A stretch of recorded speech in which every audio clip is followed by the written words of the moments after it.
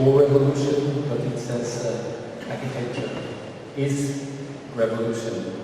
And we have the pleasure today of welcoming Tatiana Bilbao, and in order to be able to read, I have to take my glasses, who studied at the Universidad Iberoamericana and finished in 1998, winning all the prizes there were to win for people in the finishing classes. And then she started working not as an architect but more as an urbanist. Since, I mean, every one of you who has been to Mexico City, you will realize instantly that architecture is not so much the problem, but the urban agglomeration. So when you fly into Mexico City, you see exactly what is the problem. So she worked for a government agency for urban development, and then founded the Laboratorio de la Ciudad de México, together with Fernando Romero, also in 1998. She did, and that reminded me a little bit of the 80s, the first architecture, let's say, that materialized her thoughts in a park that was curated by IoA, close to Shanghai. And it reminded me of the time when many architects started their architectural practice by doing what was then called a folly. And I could show you Zaha Hadid's first thing, Chung's first, or Bilbao. It was this kind of architecture between, let's say, architecture and art installation. She did a very, very interesting house for the most prominent Mexican architect, Mexican artist, Gabriel Orozco. Is a house that sits on a promontory and takes its inspiration from what is called cosmic architecture. You notice there are two examples in our life. One is in Delhi and one is in Jaipur, where people tried to meet the stars with big architectural instruments. And the house has a big swimming pool in the center, which I think has a marvelous presence. She is doing a lot of, and this is what we've been talking about before I took it to the microphone. She's doing a lot of urban interventions, and this is what Tatiana Bilbao is interested in most. But she's also doing big architecture. And one of them is View Imova, which is a totally contemporary building that is not something that you can overlook, but it's something that is a statement of what you would do today in creating big, uninhibited spaces for laboratories. She is the winner of many prizes. She got the Global Award for Sustainable Architecture in 2014. She got the Berliner Kunstpreis from the Akademie der Künste in 2012. And in 2011, she won the prize for young architects of the Colegio de Arquitectos. And at the moment, I don't know what's happening there, you're shortlisted for the Woman of the Year award. That was given to Ginny. So, sorry. Sorry. Okay, please welcome Tatiana Bilbao. And I think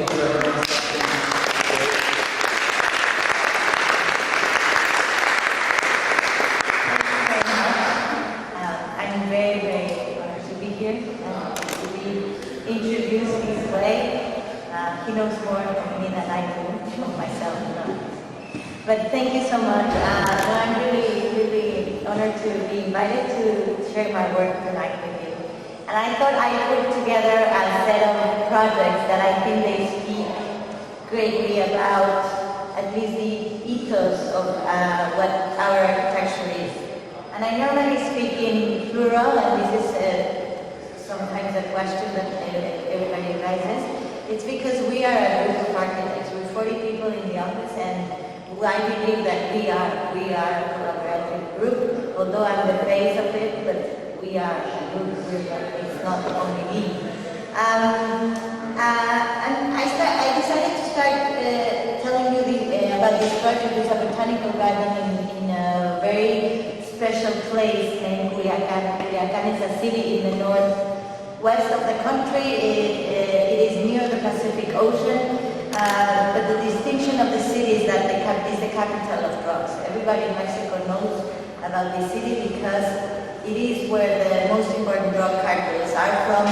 They are the most powerful, and even the cartels are named after these. This is the cartel of Sinaloa, which you probably heard about, the Chapo Guzman, this drug dealer that it controls like the whole drugs in the world.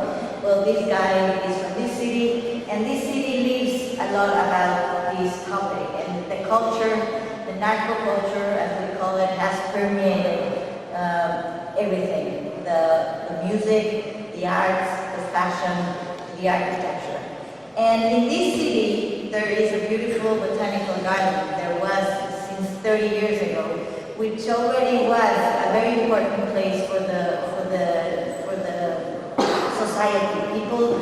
People really went to this place not only for educational matters, for sports, recreation, but also they took they take the most important photographs in this place.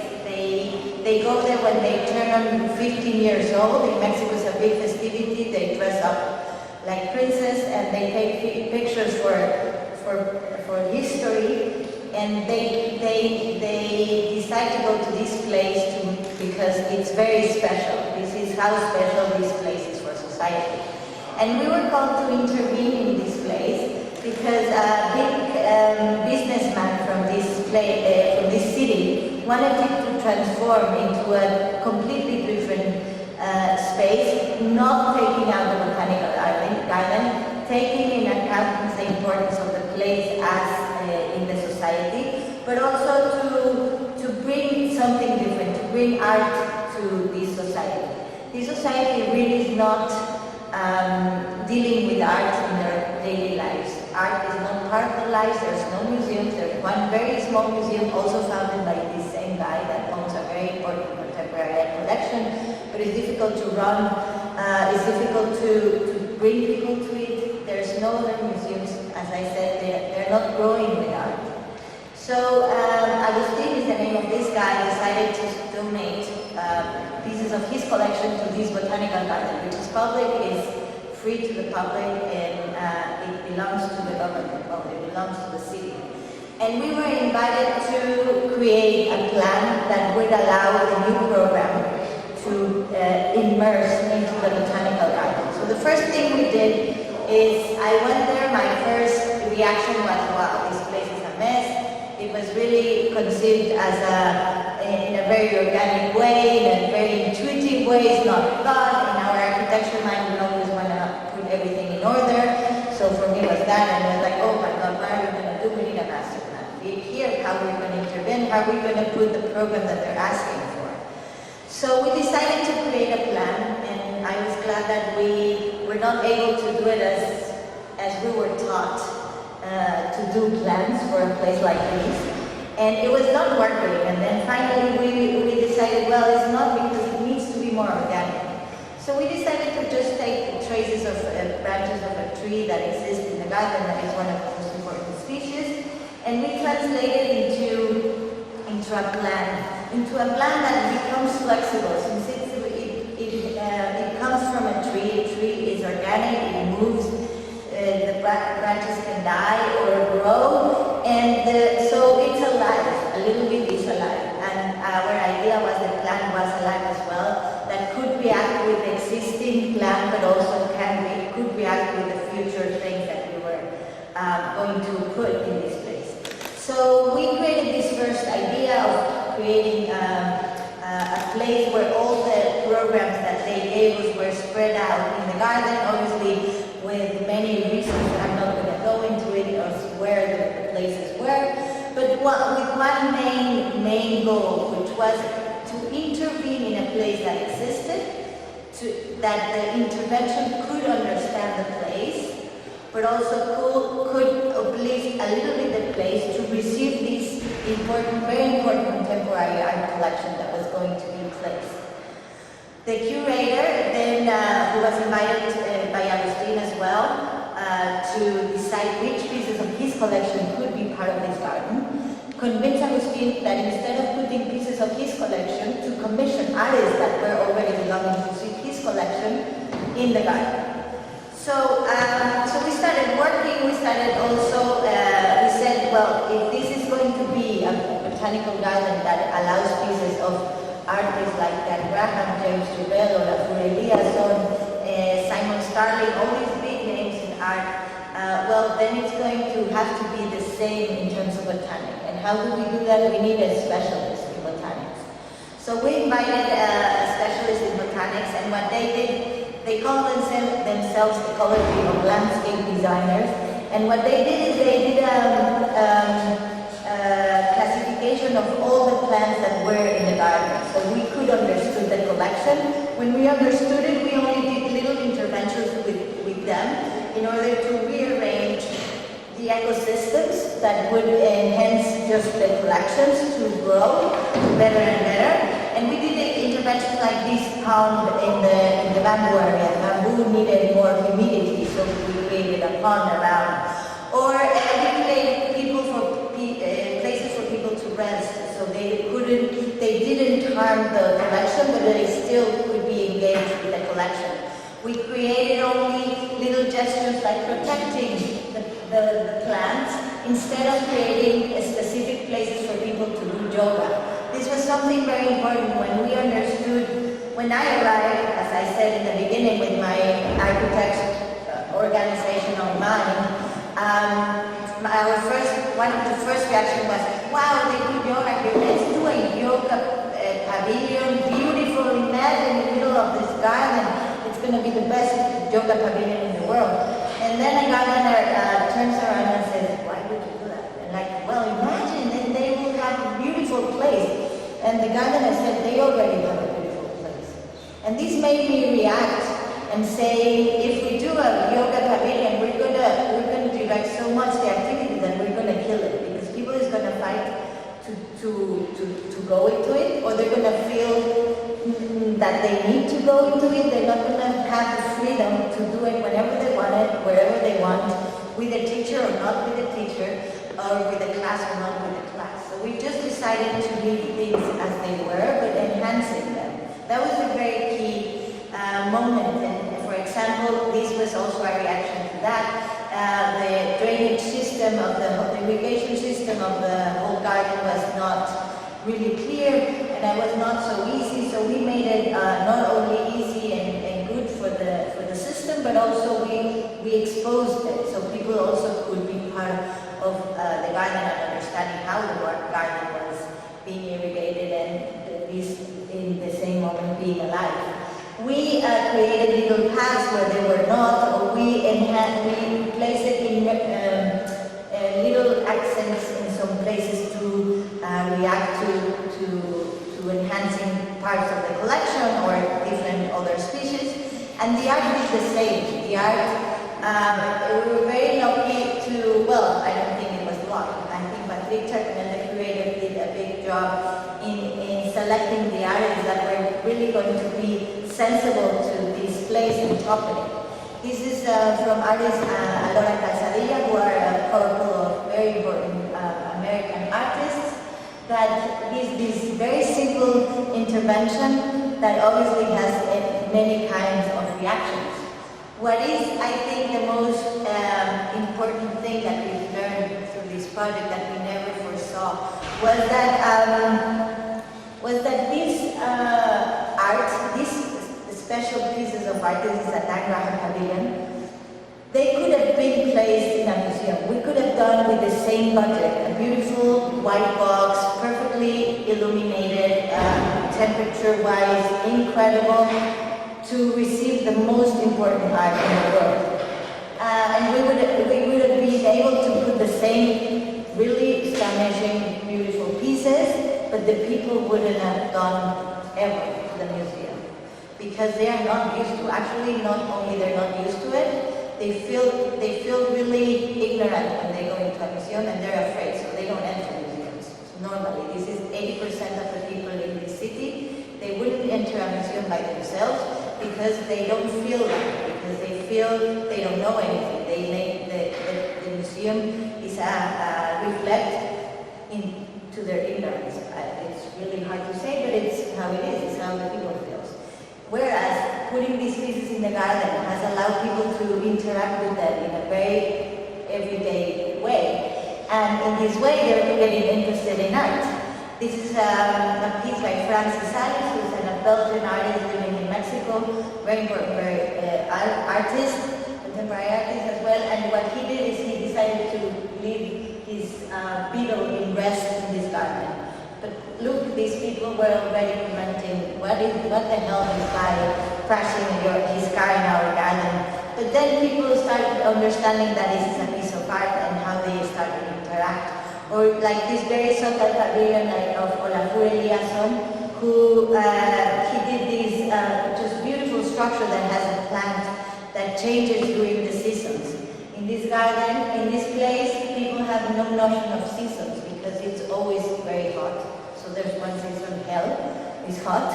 And people, so Olafur made it very clear that there are still seasons with these. So you have at some point flowers, at some point there are no flowers, at some point there is nothing. Or this piece by Richard Long, that this was the only artist that never came to the garden, obviously. And so the piece was done already, the collection bought it for the garden, and this was displayed in a plaza in New York City. It was beautifully displayed in a public plaza with a sign saying what's the artist, etc. Obviously nobody touched it, around everybody there was a big activity, but nobody touched the piece. It was treated as an art piece, and here is a picnic place, the place for fashion shootings or for the shootings of their events. Or this piece that it's Teresa Margolles, a Mexican artist that she's from that place. And this piece specifically created a big controversy because these benches are poured in place with the water that was used to wash bodies that were assassinated by drug dealers. And we set up the benches. The benches were there for over a year without being said what was it. This was a technical mistake and a big thing. After a year, finally, we were able to inscribe a sign into one of the benches, which the artist wanted, saying that this was done with the water, blah, blah, blah, blah. These ladies, these three ladies, were absolutely outraged. They were saying that this was an insult to their persons because they were sitting in these benches for over a year and nobody had told them how they were made. And they created a big fuss. They went to the media, they went to the government, they went to everybody. So the garden brought the artists and explained the whole project to them, brought more people, brought the media into the garden, and this discussion went into a different level, and these ladies are now the best promoters of the botanical garden. So at the end, it's like people are really getting engaged with art. This is what art is about. And they wouldn't have been engaged in this way if this was in a white perfect box. This is a water drinking thing from Atelier Van Lieshout. And our intervention, where the list of artists continues, is really big. It's Tino Seagal, Simon Starling, James Turrell, it's already installed. They're being installed through the years. We've been working for this project for 12 years now.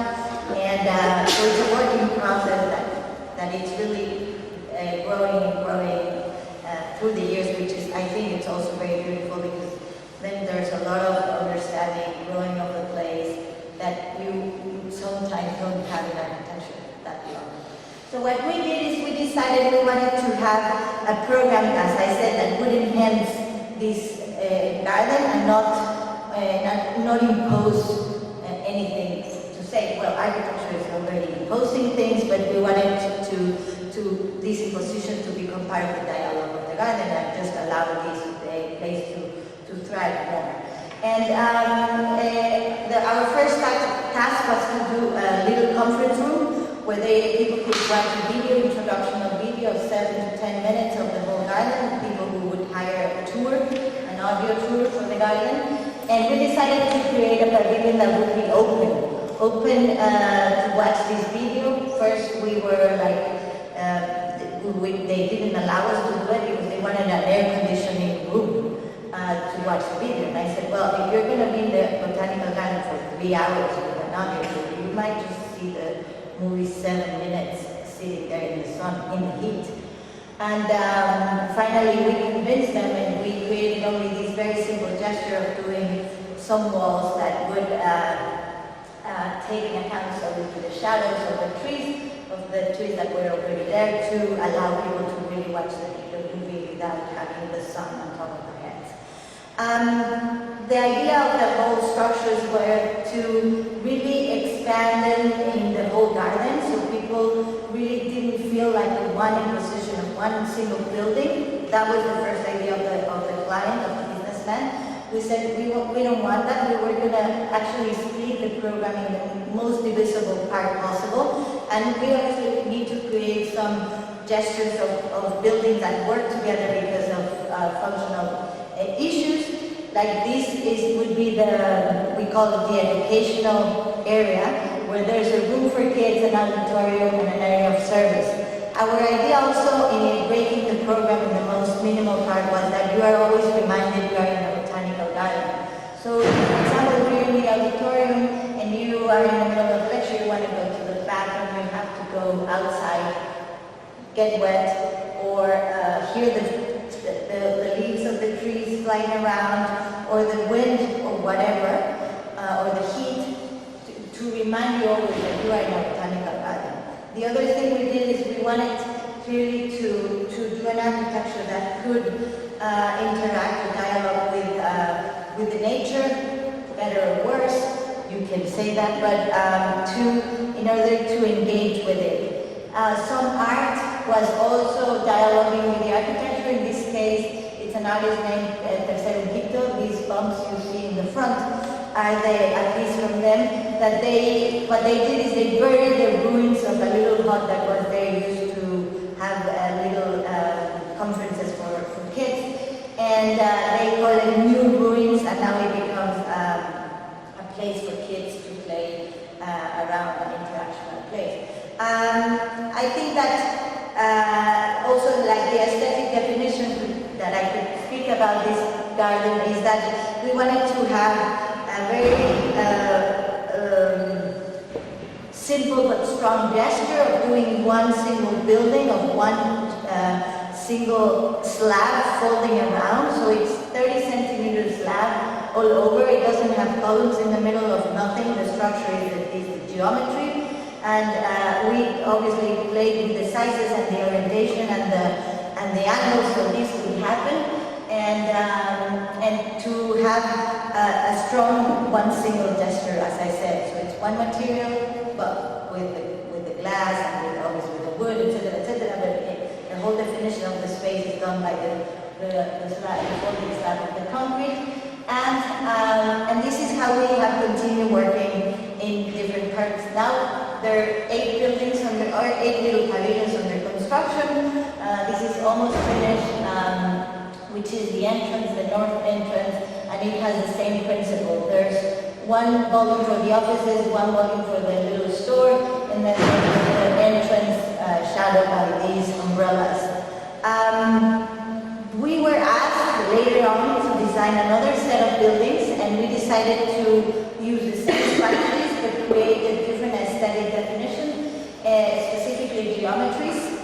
So the strategy of dividing the program in the most divisible part is clearly visible here, and but the idea of creating a different geometry comes from a total different situation. The office has passed through an important period of consideration of what we are, and I'm going to speak about that later, so I'm not going to go there.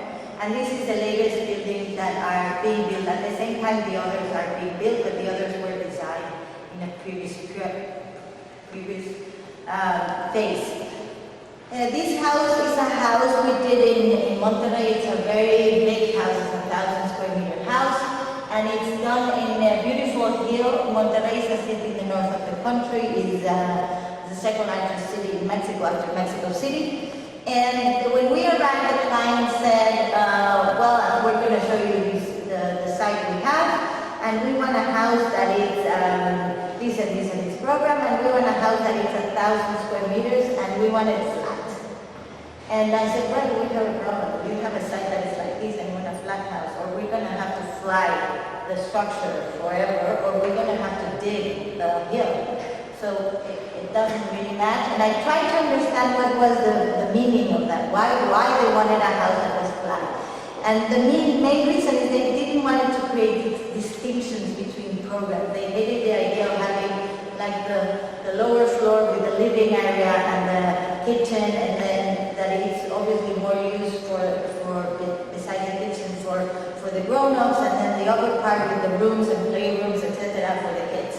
So they wanted a house that flew more, that had a flow that was more intrinsic in terms of how the house was lived. And so we decided, why don't we translate that desire into the kind of architecture that can happen in this hill.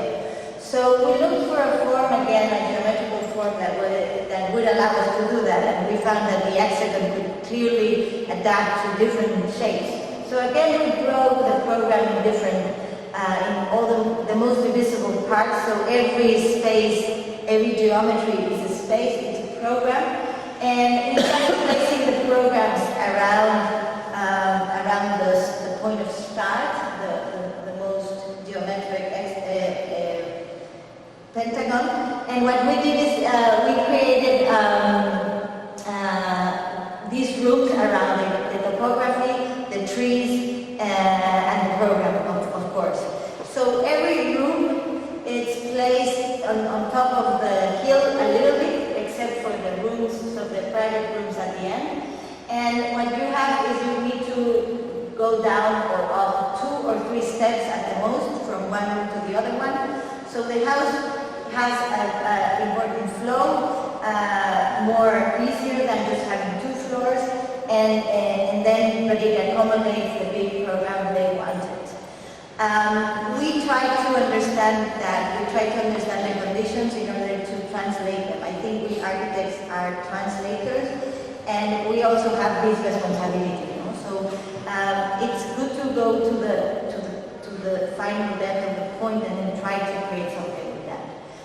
We were invited by the government of a state named Jalisco, which holds the capital of Jalisco, is the third largest city in Mexico, is Guadalajara. I'm sorry, I should have brought like a geographic plan so you know where all these places are. I'm sorry. But I can describe them a little bit. So Guadalajara is also north from Mexico City. It's to the way to Culiacan, actually between Culiacan and Mexico City. And Guadalajara is a very important cultural place. It's the place where Barragán was born.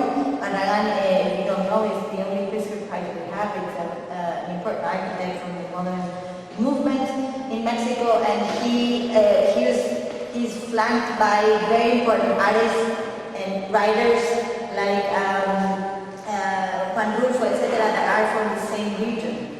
Chucho Reyes, painters like Chucho Reyes, they are all from the same region, this region. So we were invited by the government of this state to intervene in a route, a pilgrimage route, that has happening for 200 years, more or less, more than 200 years, and more or less 3 million people walk every year. The main pilgrimage happens during Holy Week, and it is a Catholic pilgrimage route. The final destiny is a church where there is a Virgin of Rosary that people go and pray with.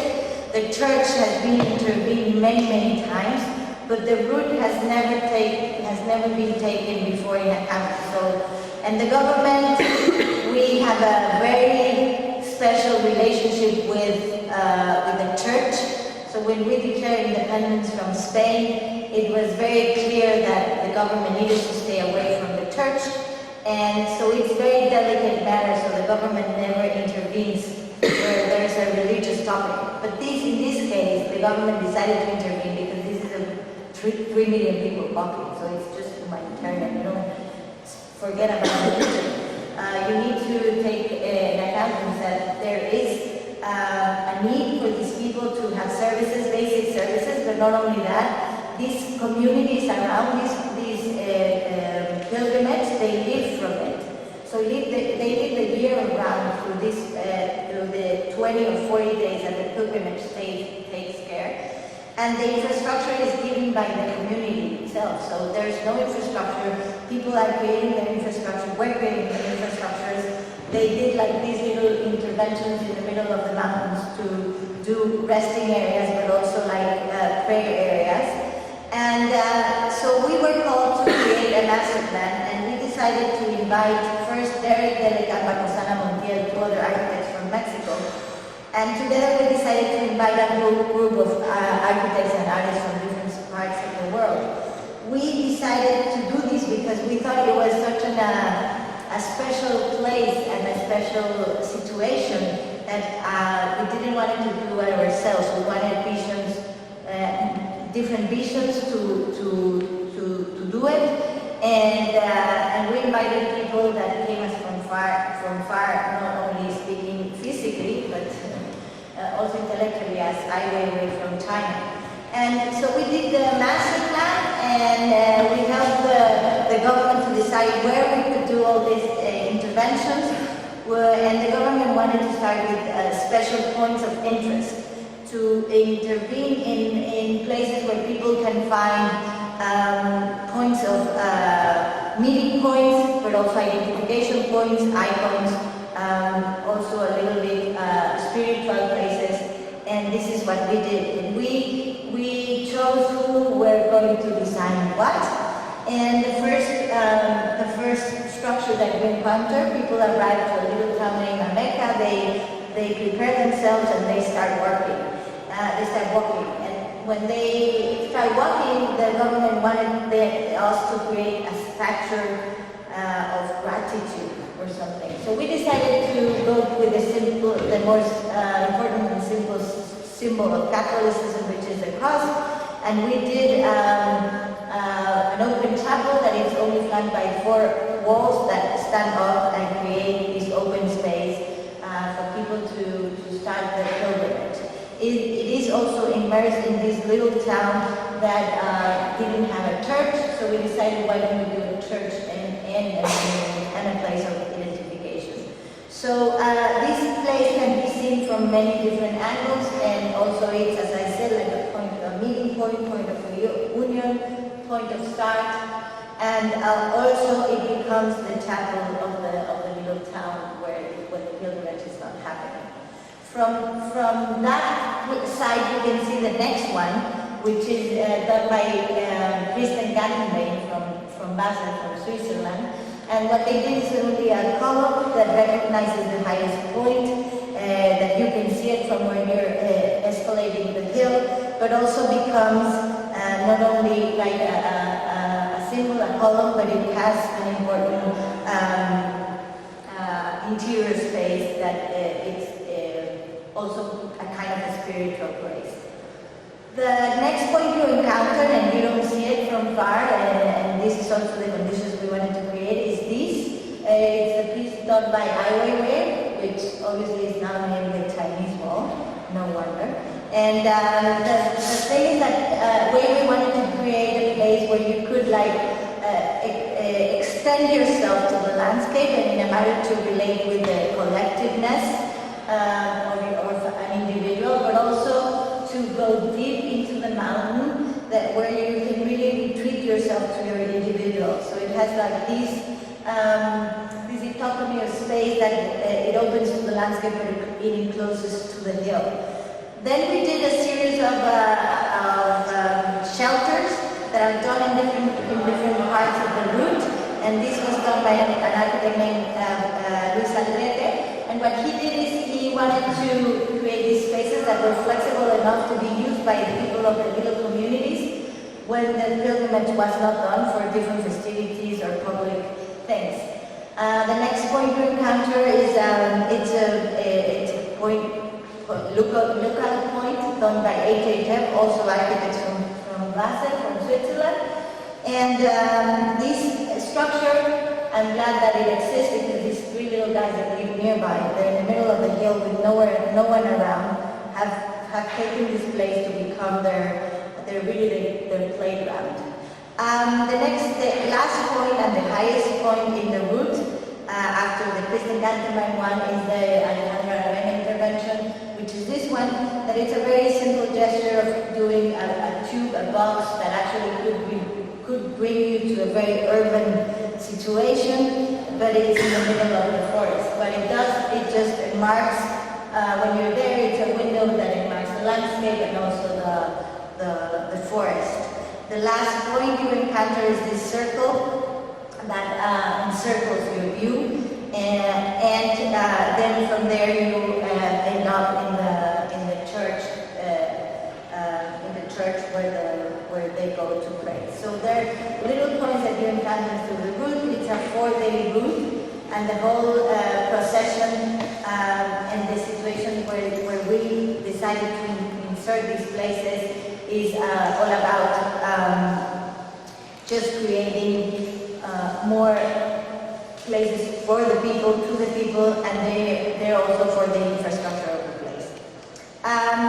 This is a house designed for Gabriel Orozco, as it was mentioned before, and it is actually it's one of the most important projects that the office has had, because what happened after it. And it's not only obviously because of the relationship that we developed with Gabriel Orozco, which was very important for the moment that he was immersed in our office and doing this, but also for what it gave us, what it made us understand. So the house's design basically was his idea to design it with the based on a structure that is used for observation of the universe in Jantar Mantar in Delhi, in India. And it's exactly the same structure, and we wanted to use that structure to do a house. So he asked for my help, and I'm gonna tell a little story how I met him, because this is sometimes important for students. I was just out of school. I didn't have any commissions, and I admire the work of Gabriel Orozco very, very much. And we started doing competitions. Every other competition that was in the net, we did it. And then we started doing lectures and many things to promote contemporary culture in our city. But also we were very interested in what was happening with our artists, with our art, with our music. And we followed Gabriel Orozco's career, and we liked his work, and we decided to design a house for him. So it was an utopic project, it was like a school project, and we did. And we designed it, we did a model, and then we found him, we asked him if he would meet us. He did. We didn't know him, and he did, and he liked the idea that these three students just out of school were designing a house for him. He followed a little bit the process, and then that was it. It was really encouraging for me, and it was interesting. It was very good to actually meet him. And then 5 years later, he comes to my office. He is knocking in my door saying, I want you to help me with the project. So you never know who you work for. And this is a project that really has changed a lot of things in the office. And the most important thing is that we needed to only translate an existing structure. So at the beginning, I was like, you know, Gabriel, you are the best artist that I know. I admire your work so much, and I'm an architect, so let me be the architect, you be the artist, and let me design a house for you. We can take the principles of the universe structure in Jantar Mantar, but we design a structure for a house for you. And he said, well, this is not architecture, this is part of my work. I want exactly the same plan, and I want that translated into a house. Do you do it or not? And I said, of course, we do. And so we did it, and in the beginning, as I said, well, for me it was like, okay, we did this translation, this is a nice challenge, we're going to be hearing from Gabriel Orozco for 3 years, this is very interesting, okay. And then the process became really interesting because for me, at the beginning, it was a very simple move. I mean, it was a very geometrical project. We were exploring the different geometries, as you saw before. And so for me, was this, oh, this is very simple, it's a semi-sphere, rooms, around stairs, no problem, we do it. We create the plant and we started building. When we arrived to the construction site, we realized that this was plants, we could have saved them. We actually saved them, we put them in a drawer in our office because we decided to hire the local people in the village to build them. People there would not even know how to read, so plants forget. I thought drawings were universal, that people could totally understand drawings, not words, not details, not only just drawings. No, they didn't. So that was the first lesson for me, because I really truly thought drawings were universal language. They're not. And then the second lesson was that I thought this was really going to be very easy to build, even though people I knew, they were not trained to build. And it was very difficult. Why? Because, as I said, they don't know about geometry. And the most important thing that we learned is that this is the people that build our buildings. Obviously, this is one of the most extreme cases, but these people that live in these little towns emigrate to the big cities in Mexico, and the first jobs they get is in the construction world. Construction in Mexico is not regulated, so people in the construction world are not trained for it. Normally they're trained within the years. It happens all over the world, but probably here is the most, it's really, really extreme. So nobody goes to a technical school or to nothing to be carpenter or window maker or nothing. So these are these people. So I realized that through here, and I said, well, if already doing architecture in this context with incredibly defined, described geometries, is difficult. Why are we trying to do spring salts to do geometry that are not described? And I really changed the way we do architecture. It really changed the way I view architecture, and it really became more obvious for me, more honest, more who am I? Because in the beginning I was trained in the 90s. In the 90s, what was happening in Mexico, we were entering globalization. We were like, globalization was the thing. I remember when I was studying architecture, the first McDonald's opened in Mexico City, and that was like the sign we were becoming global. And obviously, what was happening in architecture? Parametricity. What was in that you discover new geometries to do architecture. I wanted to do that, but we did it in a very rudimentary way. And you see the results. The botanical garden has a very rudimentary way of translating parametrism with no technical tools. We didn't have the software, we didn't have the technology, we didn't have that to us. We only had the idea and the images that were coming from the work.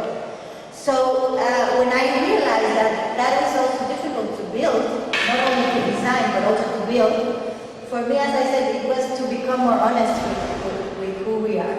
So now we really are doing architecture. We're using the geometry in our site to create beautiful complex spaces. We are complex designing the geometry, but to create architecture you don't need other than, I think, beauty. And geometry is very beautiful. So we finished this house. It is very simple. The materials are very simple. As I say, it looks very, very simple, but it was very difficult to build in this context. And the process was very, very indulgent, very important, and the result really has changed how we do architecture. And as I said, not only because of the relationship with Gabriel, but actually not very much by that, but very much for what we experienced there. Then we had this commission of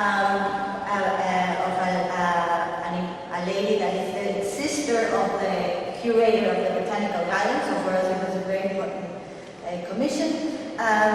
She came to the office and she said, I have this beautiful site facing a lake, the lake is here, and I want a house, a wicked house. She described it in a very incredible way. The program sounded around like 300 square meters, and then she said, she was almost leaving the office, and she said, by the way, I only have $1.5 million pesos, which is now around 80,000 euros. And it sounds very, very little. It's not as little as it is here, but it's very little still. and she left. And then I spent the whole afternoon thinking, and I said, well, the only thing is that she has to decrease the program in half, or she has to increase the budget in double, because otherwise we cannot do this house. I mean, there's no way. We're not going to arrive. And then I thought, well, if I say that to her, she's going to go and she's not going to do the house, we're not going to do architecture, and she's going to have someone in the local area to build it, and she's going to get a horrible house. So we might just take the challenge. She has no more money and she wants this house. So we do it. So what we did is we tried to understand what material could allow us to do that. And we found that black earth, actually taken from the place, was the only material that would allow us to do that. One of our ideas is always to be very honest and have the material also be exploded in its all full capacity, so to become everything, become the structure, the aesthetic definition, the insulation, everything. So with those principles, obviously, steel was out of the question. Any technological material was out of the question. Bricks needed absolute structure, so out of the question.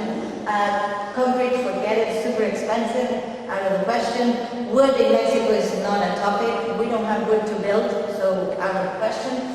So then we arrived to ground earth, compacted earth. And so we didn't know how to treat the material. We never worked with it before, but we did a big research, and when we found the ways we could work with the material in its specific conditions, not taking them to the extreme, we could make this house within the budget. So we understood that before anything else, and then we started designing. So we knew what was the maximum sizes we could have with this material to be the structure at the same time, etc., etc. So we created a very simple plan, and the whole thing is that we were able to build a house of 300 square meters with the budget that we were given. And finally, it is obviously very simple at the end, but Viviana was so happy that now we are designing his house in Guadalajara, his house for everyday needs. And the interesting part of it is that after this project, we thought we knew her very much. We thought we really knew her. And right now we think we are designing for a different person. And the funny part of it is that we really are different people when we're in different contexts. So here is her weekend house, and she has a totally different idea on how to live a weekend house than to live a personal everyday house. So that was also like an interesting encounter, and this is the house. We tried to understand also the idea about what's the important things in life, and we have the opportunity of working in a project that is named Solo Houses. That I don't know if you know, it's a project of houses that it's being developed in the north of Barcelona, in between Catalonia and Aragon. And it's a French guy that bought this huge piece of land, and he's commissioning different architects like Petzo, von Erichhausen, Studio Mumbai, Fujimoto, Office from Belgium, Johnson Marley, and we are designing also a house. So his idea is that you think of a house with no client, so you have no client, you build whatever you want, and you think, and then he builds it and then he sells it. So his idea was actually to give that liberty to the architect, like the artist have, of doing and exploring a thing, but really building it, not only talking. So what we wanted is we wanted to create a structure that was able to be lived as a structure. So how the structure could be lived, how the structure would impose a domesticity space instead of the contrary, instead of the program imposing the form or the structure. And we created this structure that was also, the idea was to enjoy the landscape, to really be able to enjoy the landscape in different levels. Unfortunately, it was not accepted, so we're not going to build that. It was not accepted by the local municipality because they thought it was too disruptive for the landscape. And we actually wanted to leave the landscape with the structure, and yes, of course, it was disruptive. So we changed the whole idea, and we said, okay, let's do the same, but in a different principle. So how the structure structure can impose in a landscape different ways of living it, but also different ways for living it. So we created this set of cubes that are spread out and that have different shapes, different solutions in the way, but are placed to give these possibilities and many possibility others of the way you experience a place, a house, and a living at the end. We're also working, and as I understand, building plays a big part of our role of architecture, as you can imagine and see. And we're working in a very little house that is next door to the house in Medellin in Monterrey. And this has a totally different condition. We decided to use a brick used for roofs. I don't know how to say that in English. The roof coverings, teja in Spanish. And we cut it and we use that for walls, for floors. And for the main structure, we use it for the walls, but we cover it or not cover it with a glass structure. It becomes the reflection of the landscape, and in the interior it becomes the strong imposition of the material. It is an experiment. It is only about beauty, and it's about experiencing the beauty of the space. It's an ode to that, and an ode to the materiality, to where it comes, and to the cooked earth that is the ceramic that the tile imposes in the space. I think that I live in one of the most beautiful, biggest cities in the world, I have to say. It's one, for me, is the most interesting place on earth, obviously. I speak highly about it. It's Mexico City. I'm very lucky to be there. But also we have a series of very important problems. Obviously, the size of the city is not easy to handle, and there's many people that have a lot of problems, housing problems. People normally try to arrive to our city to look for opportunities. It's a place of opportunities. We concentrate 30% of the country population, and we concentrate the majority of jobs and the majority of opportunities. So this is why people come to the city. The expansion, it's been done in the past 40 years, very importantly. Before, during the 70s and 80s, it was incredible how it expanded, and now it's been more steady. So the housing problem is a big issue because the government never arrives to fulfill the demand. People arrive to the city, they arrive to illegal settlements where finally at the end they become legal. The city legalizes them, gives infrastructure because it's the way how they can handle the problem because they cannot give other opportunities. In the 60s and in the 70s, the government were building housing for everybody, affordable housing for everybody, but they realized soon enough that they really were not feeling the demand. They were really not feeling, not even the past demand, but forget about the past demand, not even the demand that every year the city demanded, the city and the country. So they decided, okay, we need to create a program that would allow us to do that. I'm going to speak about inequality later. This is a picture, not a render, not a Photoshop, nothing. It's a picture of a reality. So in the 60s and the 70s, they developed this financial problem about this financial model to create housing for people. And they decided, I don't know why, in the middle of this, trying to solve the financial model, that the urban model of the suburban neighborhoods in the US was the model to follow.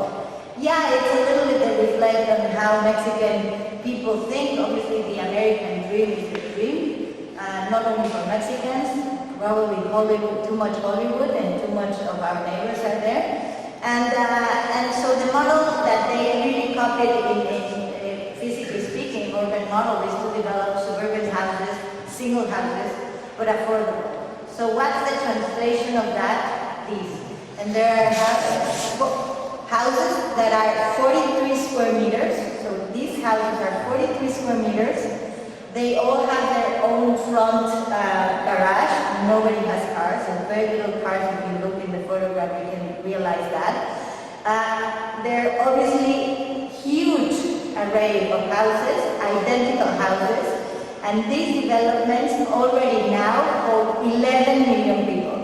So we are 120 people in the country, 11 million people, 10% of the population is living in this context. They developed these projects since the 70s. They are spread out in the whole country. They are the financial model that they developed obviously is that to give the private developers the possibility of building these places. So private developers buy the land, build the houses, and then the government gives the credit to the people. The people pay the houses to the developers, and the developers are gone. And then the government is charging back the loans. So it's a loan, sometimes it's a subsidized, sometimes it's a loan, and it's paid by the works. So this is actually affordable housing, and this is how it's called, social housing, but it's not for the poorest people. It's for people that are poor but have a job. So this is already not the poorest people in Mexico, they have a formal job, which is 40% of the economically active population. And the problem that this arises is that these places become no places. People become numbers, and actually the addresses are like, you live in the unit number 10, block number 5, street 10, and house 14. And this is your address. And this is how people feel. And for me, this is a big problem, because when you become a number, you become nothing. You become just part of a number. And when you become part of a number, you become a criminal, you become something that, so it doesn't matter for society. So if you don't matter for society, then what matters? And this is really what is eroding society so big. But the worst part of the problem is that it's becoming an economical problem, because obviously these places have become unlivable. 30% is abandoned, so 11 million people still live there, but there's 30% of abandonment. So the government is losing money, the people are losing money, which is the worst part of the story, and the people come back to their own built illegal houses. They are everywhere, as I say, in Mexico. They can be painted in rainbow, but they're still the same hell. They're really, really like this, and they, as I said, numbers. You can be a brick or a person. They are sold as dreams, and people, they only have this opportunity to buy this house. The people really feel they are really getting into a better place. Probably these people are people that have been invading illegal spaces, and then they grew up, and then the family move on, and then they build up another room and another one. And then when they are able to go out and buy this little place, they really feel they're fulfilling their dreams. But the worst part of the story is that there is the worst nightmare. These the developers obviously have also pushed this to the limit, because these people are getting super rich because they're buying land in the most remote places of cities. Obviously, they cannot even call that they are near to cities. This is where they can build them, because the land is super cheap. It's normally agricultural land. In Mexico, the corruption problem is so big that they change the land use in 1 minute with a little money to the municipality. And then the municipality, they get a unit of 20,000 houses when they were 5,000 people in this municipality. So they don't have money to pay for nothing, for no services. So forget about police. Imagine if you forget about police, forget about light, traffic collection, water, all the basic services. You don't have them. So people live there with no connection to cities, no services of other kinds, no schools, no stores, no nothing, no culture, no sports, no nothing. So they have to transport themselves 3 hours, more or less. This is the average, to the city centers to work, to take the kids to school. So imagine the life that they're living. Obviously, some of them already have intervene their own little places to make them more habitable. But as I see the problem, it has become a problem that is changing the identity of this society and this culture. Not only that, these little units that are appearing everywhere around cities, they're directing the urban development, they're directing the planning. Well, there's no planning, but right now the cities have to grow to where these units are because so many people arrive to live there. 20,000 units end up with 60,000 people more or less. So it becomes a little city. So the city has to arrive at some point. So infrastructure has to go there. Little by little, everything is pulled out there. So the city, all the cities in Mexico are growing without really nobody taking very much consideration of it. And I think one of the most important problems is that the only thing that the government is regulating all the time is thinking how to make these 43 square meters better. So that's good, I understand. But when you have a perfectly designed 43 square meter house in the middle of nowhere, it doesn't help. It's very different the condition in a suburb in the US when you have these houses which are not 43 square meters, they're normally 200 square meters more or less, and those are the small ones. They are in these suburbs, idyllic suburbs with gardens. Everybody has a car. 98% of people in the US have a car. In Mexico it's 20%. Everybody can arrive with their car to anywhere fast because infrastructure is there, the roads. For them it's cheap, the fuel is cheap, so everything works. They have perfect schools in the neighborhood, they have supplies, etc., etc. If you don't have that, then it's hell. I always compare this to when why people would pay for a 43 square meter apartment in Manhattan $1 million because what the city offers. Also $1 million place that is hell because it's really old. It's not ventilated, not illuminated. It's really noisy. You feel Manhattan in your head when you live in these places. But you pay $1 million because you have everything. The city has infrastructure, has culture, has everything. And really, as easy as it sounds, and as logic as it sounds, in the government in Mexico, they just don't get it. And I'm not the only one fighting this fight. I have to say, and I'm not the only one saying this, but I am very interested also to understand how we could make a statement. So it's really hard because since we architects are really completely disagreeing with the model, then we're not part of it. So non-architects are working in this system. Well, non-real architects thinking. They're only architects producing, commercial architects developing these kind of industrial architecture that, well, industrial, the production, the way of it's being produced. They just copy the models and they just place it, they just try to put it within the site, and that's how they build. And so I started wondering what it would take for us to really create a statement. And the first thing that I realized is that we needed to start building things that were different so we could start demonstrating that this can happen. So with this you have to enter the system and you have to work for this system.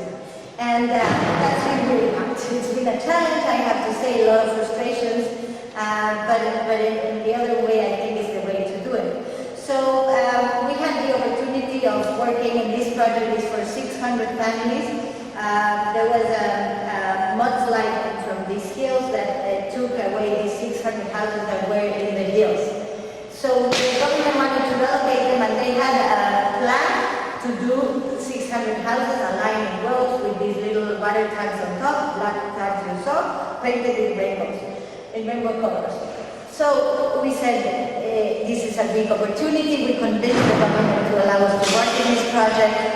And they said, okay, you can work on it, but the model of the house is being developed by the local architect, and he is, the one that has a business, and that's it. No way, you have to respect the model of the house. So we said, okay, we can work with that. I don't care. The house is not very well designed, but we can work with that because even with a bad design, if you do a good environment, bad design house, with a good environment, you could do more better things. I don't think it's completely okay, but it's a start, as I said. So what we did is we created a place that we could have little neighborhoods, so you can see that we create little neighborhoods. We place together houses.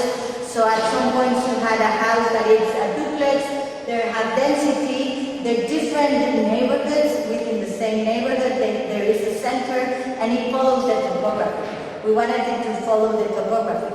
So this is how the neighborhood looks. It's very, very different from what they were going to do. And I was very glad that we were using the accidents of the topography. Normally the other developments, what they do is obviously they put the machines in, they put a plane, they create a very flat land, and then they start building the boxes. And what we did is we followed the topography, we used the topography in our favor to create accidents that would really allow the people to feel into a neighborhood. So as I said, we didn't design the house. The house is like replicating the traditional house there, whatever that means. But the thing is that really the urban situation really made people desire this place.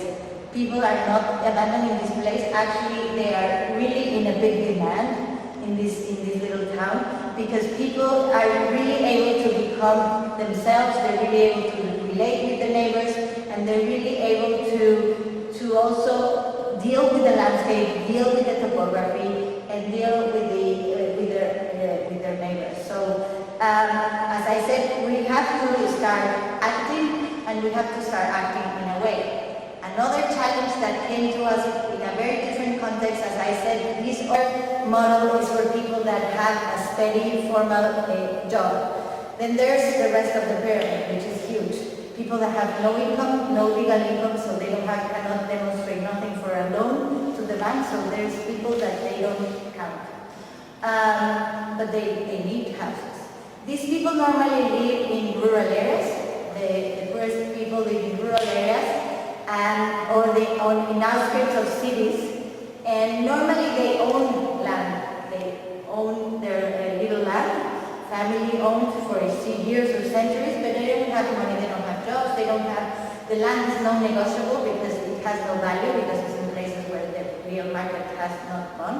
So there's a program in the government that they have like 100 models registered. And people can say, okay, I need a house, they go to the government, they choose from these 100 models. I'm simplifying the process, but this is more or less how it works.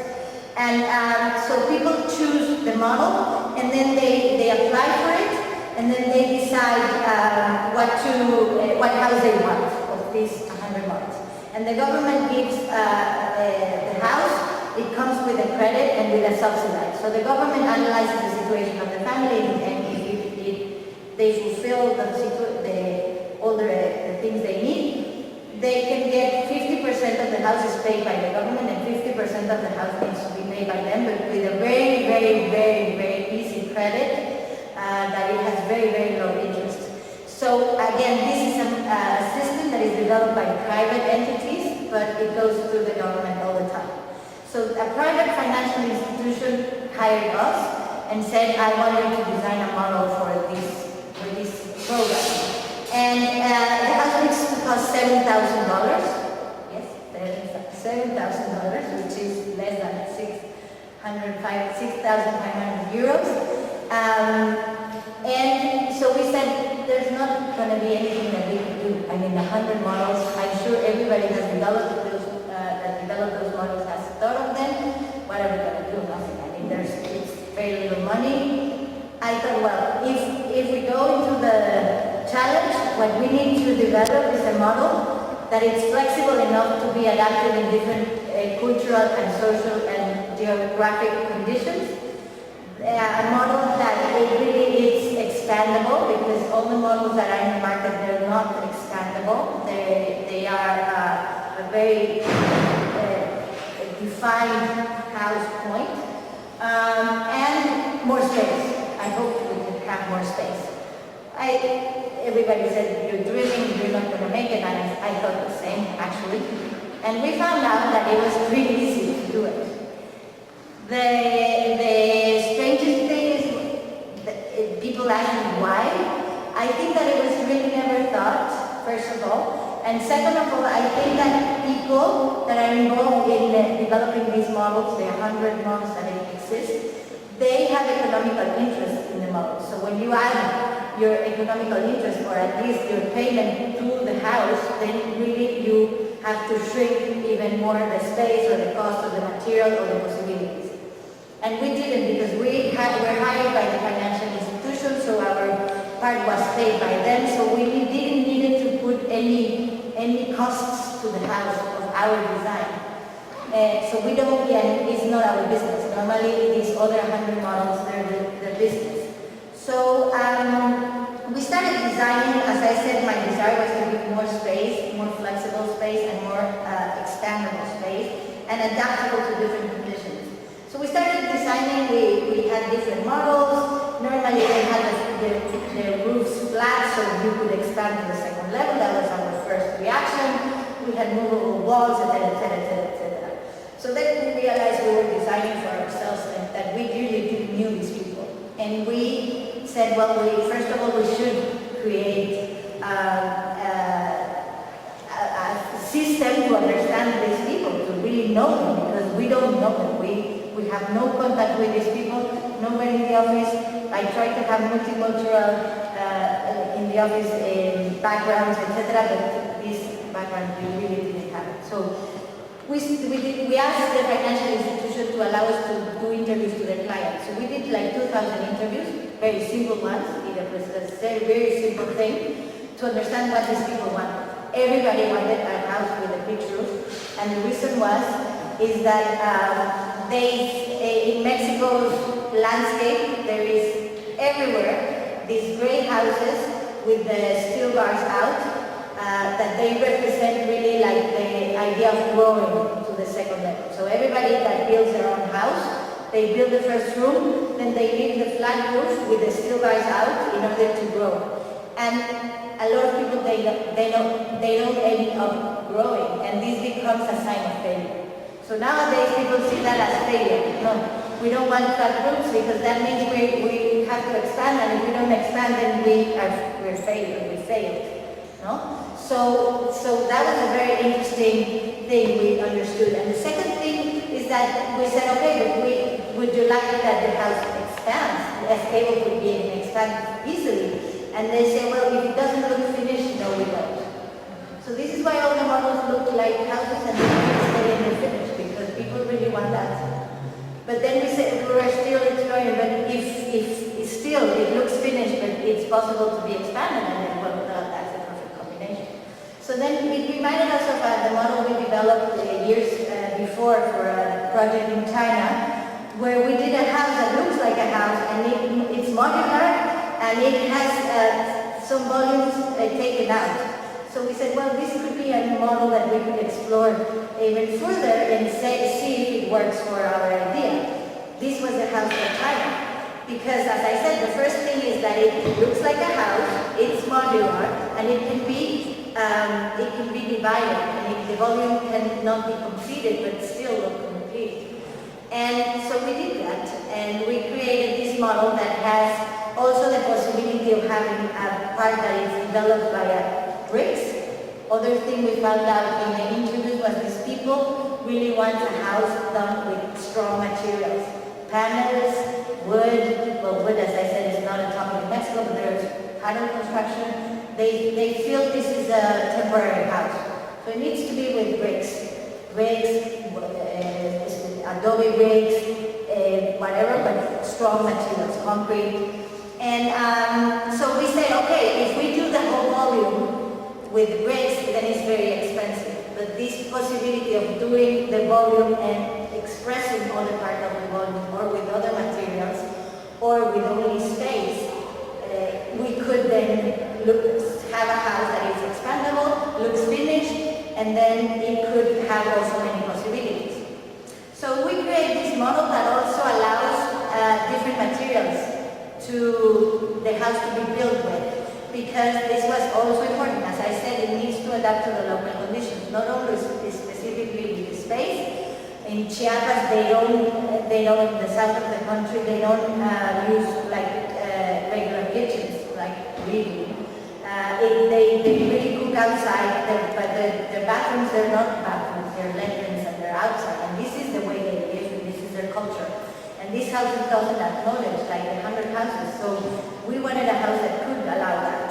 That also, if a person wants to use it for a business, they could, or if they want to use it for planting things, they could, or whatever. So we created this model that has many possibilities, and I'm not going to show them. And the basic idea is that when you get it, you get the space without the middle slab, and when you expand, you can add the middle slab, so you really have the double of the space at the end. And we were able to achieve that, and here you can see many possibilities, but there are thousands, infinite, that you can decide how to do your house. In order to really create your own life. So for us, it was really important that this also could grow organically. Now I'm exploring the possibility on really architecture and urbanism take the organicity of how the society has built their own spaces and translate them into formal architecture. How we can do that, how we can also allow formal architecture to become more organic, and how we can compose those two parts. In Mexico, this is really a topic, and I think this is the only topic, and this is the only way we could be able to do urbanism in the future, at least. I hope architecture as well. So we have built two prototypes in Chiapas that they are built in different ways. And we built one in the Chicago Biennial last year. The houses in here, we built them all in wood because in the United States you build these houses in wood. And as I said, it takes account of the material of the place. But we also were asked now to develop the house and see how it performs in a unit. I don't believe in these units.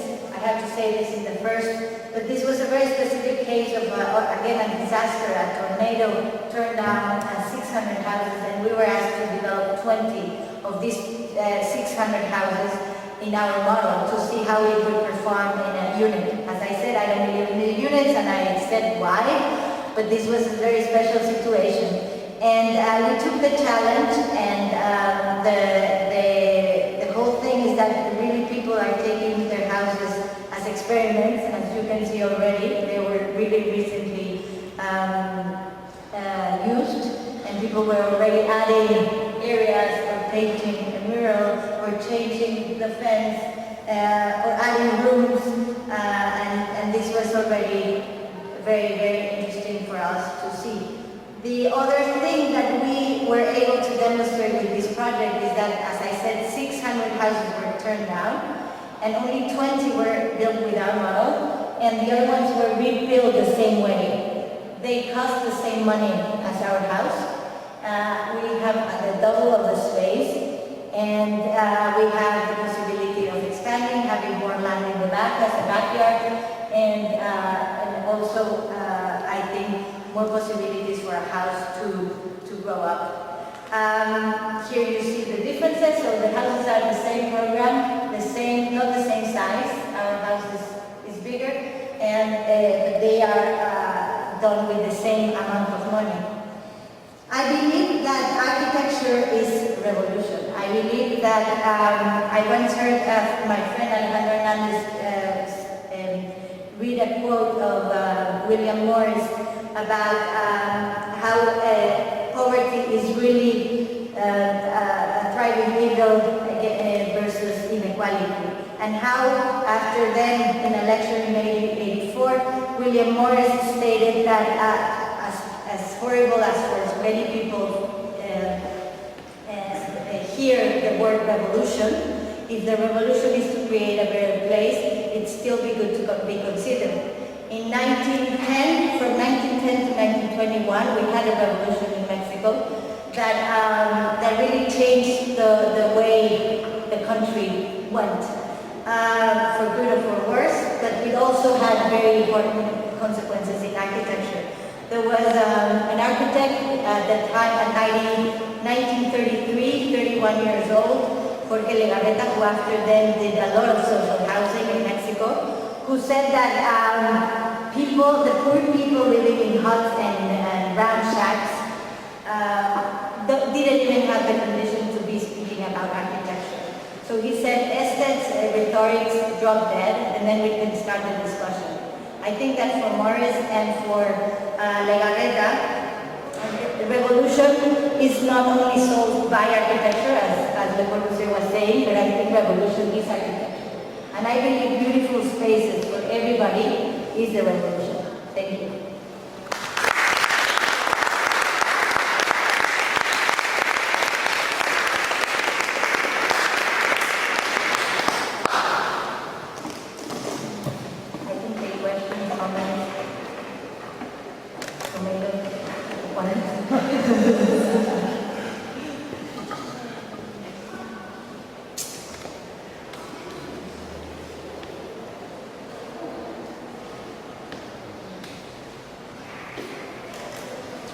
Talk about this American model of architecture. I mean, not being appropriate for Mexico, but I mean, you could argue that it's also not appropriate for America. But then you had a chance to go back and present it in Chicago and also develop it in the United States. Were you able to bring with you this kind of critical analysis, and how was that received? I haven't studied the context in the US. I understand it very from the top, so I haven't deeply thought about it. I brought it to Chicago to the biennial more reflect of what we are doing in our city, in our context, and this is clearly for our context, and it didn't cost $7,000 to build it in Chicago. Well, that was a prototype, always prototypes are more expensive, but it's not reachable in that amount of money. But I think that the discussion in the US is very different. I think that the wealth that exists in the US is completely opposite to what happens in Mexico. So when we work with the minimums, in the US is working with the maximums. No? So I think that the situation is really different. And I haven't had the opportunity to really analyze it there. I'm now teaching in some universities in the US, and we're actually exploring more the topic in Mexico, but I'm able to understand a little bit how the vision of things are developed in the US. I think the first and important difference is, which I don't know which one is good or bad, because in the case of Mexico it's become very evil, is that in the US it's not a right, like housing is not a right and it's not financed by the government. So that's really, for me, it's really hard to understand, but in Mexico it is, and look what it is. So I don't know which is evilest, you know? You cannot say it. All the places in the world have its own little problems or own big problems, and they're very different. I think that we can definitely export strategies, but not solutions. So you can think on the strategies that you have developed, and also for any kind of project or any kind of situation, but then you have to oversee really the local present situation, which it really changes so much because everything influences, no? Politics, economics, society, culture, place, weather. I mean, so I would like to go there, but I think we have a lot of work to do in Mexico before. I mean, there were some economists who said that, because you were talking about the people who are the poorest, who live on a piece of land that they have owned in the family forever, but is not worth anything because it is in the wrong location. I mean, there are some people who would say it's not worth anything because people do not have a legal title to it. If they had a legal title, it was worth something, they could go to the bank and get a loan, and that would change the situation. They actually, this is a program that has been in the government for the past, I think, 50 years, and they have really made a lot of progress into it. Now 98% of the land has a title. So that problem is being solved in a big way, but still, it's not worth nothing, because commercially speaking, the bank are more interested in giving you a loan for that piece of land. In Mexico, the situation with banks is very difficult. Actually, nobody that needs money can have a loan. People that can have loans are the rich people that have all the things to really give it as guarantees. So these people doesn't have a commercial value, so nobody will buy it. So the bank is not interested in giving a loan because then they're ending up with land that it's worth nothing. They cannot sell it to anyone.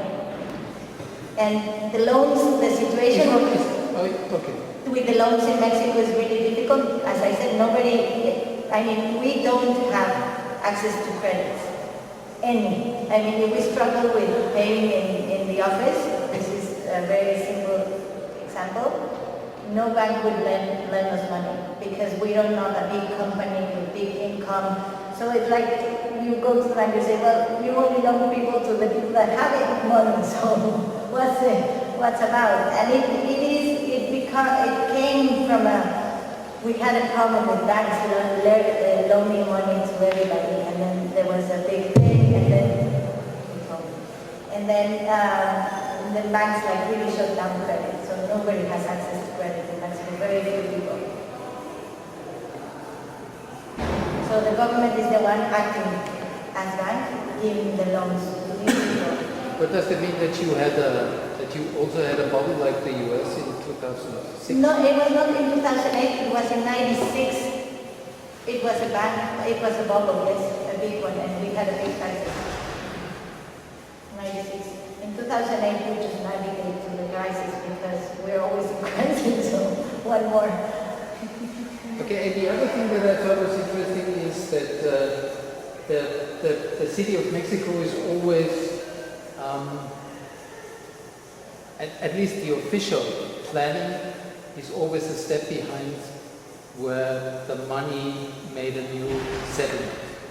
Absolutely. Because this is also what the Italians always told me, that the Italian state is doing investments for public housing somewhere, doing satellite towns, and they're also building the infrastructure, meaning public transport, roads, parking, water, electricity, communication, whatsoever.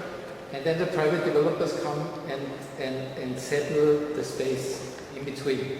So it is a kind of model that is just the other way around, which also did not work really well.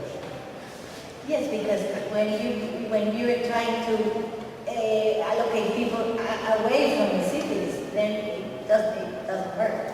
But what kind of densities does Mexico City have in these areas where you have this kind of numbered settlements? It's very low. It's very low. It's very low. The average in Mexico City in the dense area is 2 floors high, and it's normally like 100 people per block, which is very, very, very little. And if you go into these places, it's even less. And the thing is that it's very expensive to build in the center for many reasons. But this problem not only happens in Mexico City, but it's very expensive to build in the center. And it's very expensive to build because we are on top of a lake. The city was built on top of a lake, so the land is very muddy. So that is already something that is expensive to build high. But also we're in the middle of a failure, a big failure, so we have big earthquakes. So the sum of the two makes building high very, very expensive. So this is why you can see in Mexico City these corridors of high density, where is the money, and the rest is very flat. So I think that it's still a big effort, and the most important problem now to build affordable housing inside the city is the cost of the land. But not even the structures. I mean, now the economy could overpass that. But the problem is the cost of the land. So I think that right now the government needs to focus on how to create systems of building in the interior of the city affordable housing by probably subsidizing the land. I mean, I'm saying something that is difficult, but I would love to see that, but I understand the inconveniences of it. But I think it has to intervene. As in the Constitution, one of the rights is to create that everybody has a dignified place to live, then the government has really the obligation to do something, to intervene, no? As it is different than in the US. In the US, it's the land of the capitalism, so it rules by capitalism, and the government is not obliged. Everybody has a right to be happy. Exactly. Everybody. And so I think that the government needs to intervene and not just only leave it to capital. But my impression always was there is no culture of density. I always thought that when I've been to Mexico City several times, so when you come in you have this kind of big carpet that Beijing was once upon a time and so on and so forth, because people that were farmers by heritage, and they wanted to have their house in a kind of yard, and this was it. They would add on, and it would get a two-story kind of urban tissue. But did Mexico never emulate the model of Corbusier? No, they did, but as I said, it's very expensive, so it's a combination of the two things. One is about the culture, because we really are a culture that is very, very influenced by the United States. So we have, everybody has this idea of their idyllic way of living in a house in the suburbs with a big garden and a big backyard. So that's one thing. And the other thing, in the opposite direction, is that it's very expensive to build. So this is why the city started to become very extended, the combination of these two things. But I think that finally people have realized that it's not the idyllic way of living. And they return to densify the little shacks that are way more closer to the city center. And this house creates different numbers of density? This house can allow different numbers of density, but as I said, this house is designed for rural context. So it's a totally different situation. So allows a certain density, but not. Okay, come on. No one? Then move your fingers.